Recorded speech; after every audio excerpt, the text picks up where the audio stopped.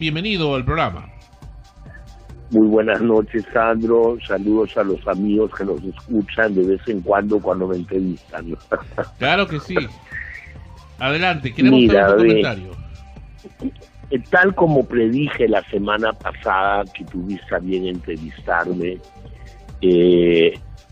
Martín Vizcarra disolvió el Congreso. Contrario a la opinión de algunos juristas, yo estoy 100% seguro que ha sido una medida jurídica correcta y legal. ¿Por qué motivo?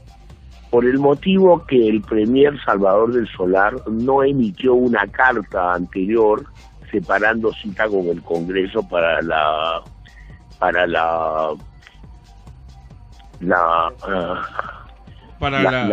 cuestión de confianza. La cuestión de confianza. Y simplemente se aparece en el Congreso. Muy mal sucedió de que Rosa Bartra ordene cerrarle las puertas del Congreso al primer ministro. Pero por otro lado ya estaba en agenda la elección del Tribunal Constitucional y sus miembros. Y los dos tribunos que fueron sometidos a elección, Palacio Sánchez Paiva, que verdaderamente era un corrupto. Me da mucho gusto que el Congreso no lo haya confirmado como miembro del Tribunal Constitucional. En cambio, el señor Gonzalo Ortiz de Ceballos, Olaechea, que si bien es primo del congresista Olaechea, no fue presentado por el congresista Olaechea, ni tampoco emite su voto a favor de su pariente, como él muy bien lo ha aclarado. Es un jurista de larga trayectoria, y la gente me sorprende que el periodismo no haya comentado que es el hijo del que fue el primer fiscal de la Nación del Perú, don Gonzalo Ortiz de Ceballos, que fue el primer fiscal de la Nación cuando el gobierno de Belaúnde Terry independiza a la Fiscalía del Poder Judicial para que no sean un poder conjunto que se presta corruptelas y negociados como se hacía anterior a la separación de la Fiscalía como un ente independiente del Poder Judicial. Entonces, ¿usted considera que ha estado bien este asunto? ¿Qué opina del tema realmente más que anecdótico, preocupante? ¿Qué pasó con Mercedes Arauz? La hicieron juramentar, aceptó y al día siguiente renuncia. Entonces, ¿para qué juramentó? Mira, a mí verdaderamente me parece que ha hecho el ridículo, porque si tú analizas la jurisprudencia pura y la Constitución pura, ella no debió haber juramentado a la presidencia de la República, sabiendo de que era legal la disolución de un Congreso con más fones y payasos como el que hemos tenido. El Perú necesita avanzar. El periodismo amarillista crítico, como siempre, está criticando de que esa disolución no debió darse, que es ilegítima e ilegal, pero legalmente sí tenía Martín Vizcarra la potestad constitucional de haberlo disuelto, ya que se le negó la confianza a su primer ministro. Que Meche Arauz haya hecho esa juramentación me parece un poco, como diría en paz descanse mi padre, don Alex Uliza, jalado de los pelos, que es una usanza idiomática antigua, porque ella no debió haberse prestado al juego. Y luego de haber juramentado, no le quedó otra alternativa que renunciar.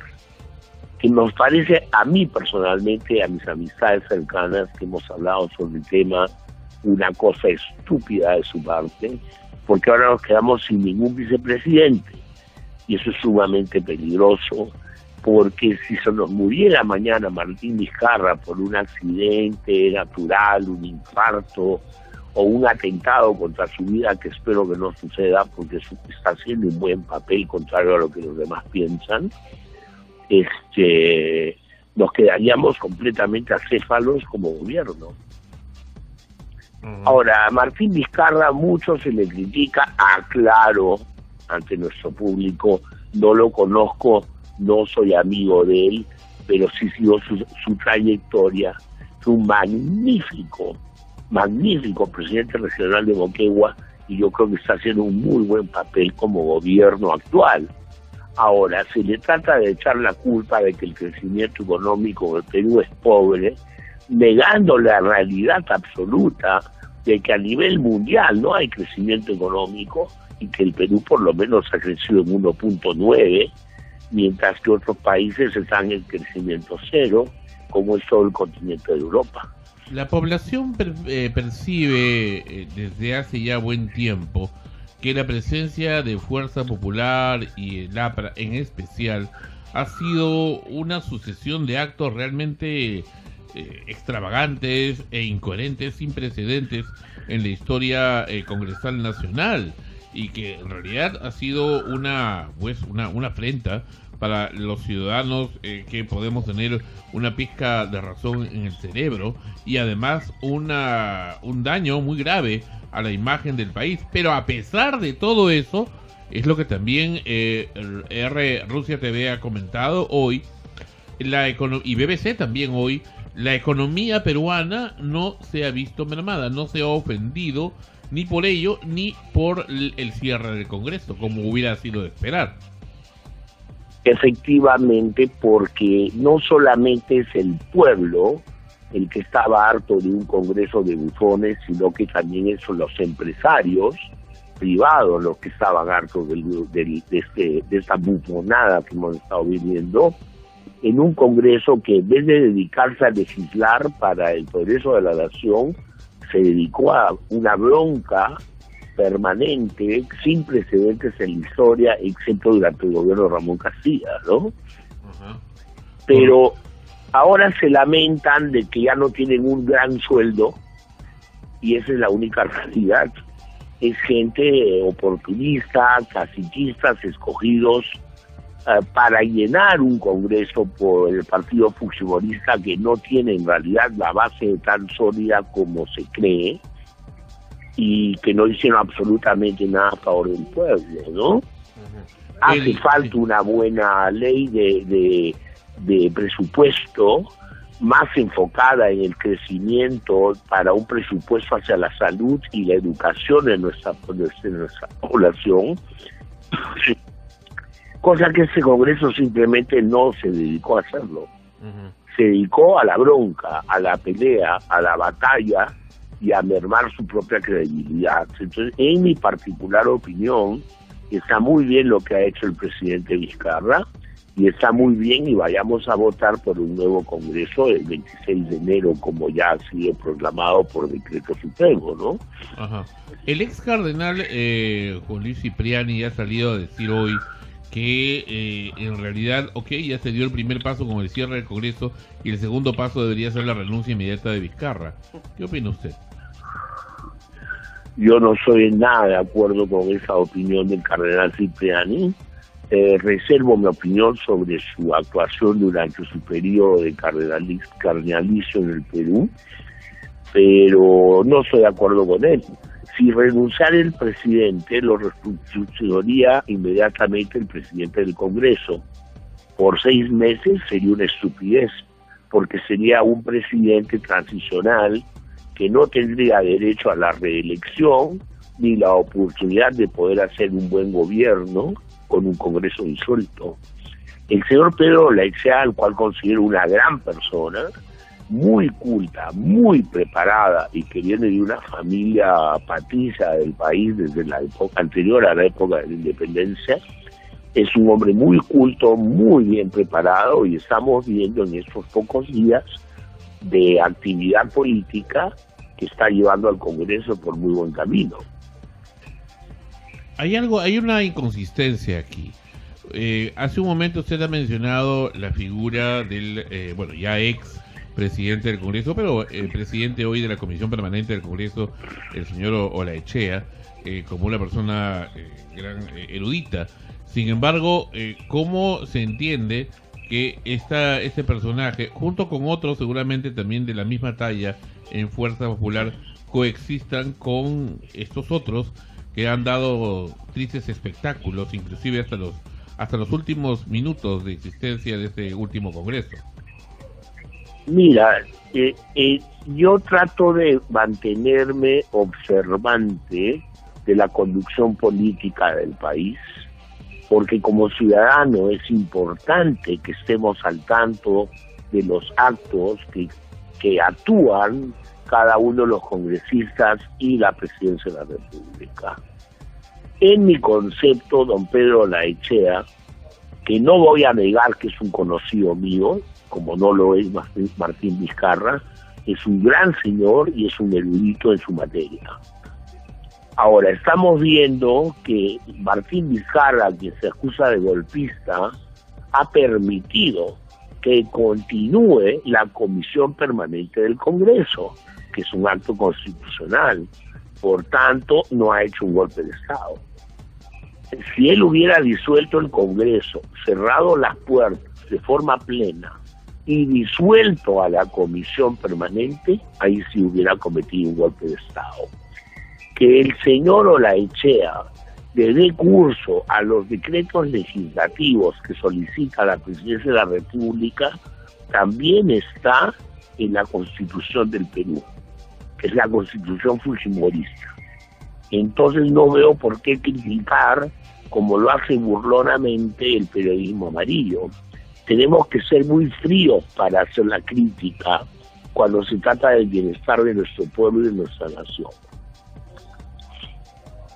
Muy bien, señor Chulice, y dígame, ¿cómo ve usted al nuevo gabinete? Se dice que tiene nuevos bríos, inclusive la nueva ministra de Economía, ¿no? Se habla que es una gran profesional, ¿no? Y que va a traer sangre nueva, nuevos aires a este gobierno. Mírame, mi querido Sandro, hoy he tenido la vergüenza de leer en algunos periódicos que se critica a la ministra de Economía simplemente por su juventud. Si tú tienes un doctorado de Economía y tienes 25 años, eres tan capaz, tan ducho, tan docto y tan hábil como un hombre de 60 para ser ministro de tu patria, si es que la amas. Entonces, no podemos criticar a la mujer que fue jefa del presupuesto de la nación y que lo ha manejado bien, de acuerdo a las instrucciones del ministro que era su jefe, como una persona que no tiene capacidades por el simple hecho de ser mujer y por el simple hecho de ser una persona joven. Me parece que el Perú ya tiene que empezar a voltear la página de despreciar a su juventud, porque la juventud peruana es muy talentosa, muy capaz y muy hábil. Solamente te voy a dar un ejemplo, y no quiero que me lo tomen como un acto de arrogancia. Yo terminé la universidad cuando tenía 18 años y fui vicepresidente ejecutivo de una empresa norteamericana por muchos años con toda la juventud que yo encargaba, y lo hice con mucho talento. Entonces, que se desprecia la juventud por ser simplemente juventud, a pesar de ser profesional, me parece un acto guachafo, ridículo y de intolerancia en un país que ya tiene que caminar hacia una modernidad y caminar hacia adelante. Muy bien, Jonathan, adelante. ¿Qué tal, mi estimado? Un gusto saludarlo. Por favor, háblame un poquito más alto. ¿Qué tal, mi estimado? Un poquito sordo soy. Ok, no se preocupe. Encantado de saludarte. ¿Cómo estás? Sí, tengo que hacerle una pregunta. Lo que hizo Mercedes Arauz, aparte de las repercusiones políticas y de imagen, ¿usted cree que va a tener repercusiones legales? Mira, lamentablemente ya he leído en los periódicos de hoy que a la pobre mujer la han empapelado con más de 50 juicios. Nunca falta quien desea brillar por su propia fuerza en contra de una persona. Mercedes Arauz juramentó, cometió un error, no debió haberlo hecho, no sé con qué mente lo hizo. Ahora sí le va a traer consecuencias jurídicas el hecho de haber querido arrebatar a un gobierno cuando no le correspondía. Lamentablemente la ley es así y tenemos que respetar la Constitución, porque si la Constitución da una norma y los peruanos no la respetamos, entonces estaríamos en mal camino. Correcto. Cometió un error, la conozco, no es mi amiga, es mi conocida, me da pena que haya hecho una muestra de poca inteligencia cuando es una mujer muy brillante. Ha sido ministra de Economía con muy buen papel en su momento en el gobierno de Alan García, pero alguien la aconsejó mal, se trasnochó. ¿Qué pasó? No sé, pues no soy adivino, no soy brujo. Quisiera haberlo sido, ¿no? Muy bien. Finalmente, señor Zurriza, se habla que estas nuevas elecciones, flash, en realidad nuevas elecciones ultra rápidas que se van a dar, va a ser una campaña prácticamente cortísima en lo que queda del año, para llegar a finales de enero a las elecciones de Congreso, va a abrir las puertas en gran medida a la izquierda, y se dice, bueno, ahora esto va a convertir al Perú en un nuevo estado chavista. ¿Usted cómo lo ve?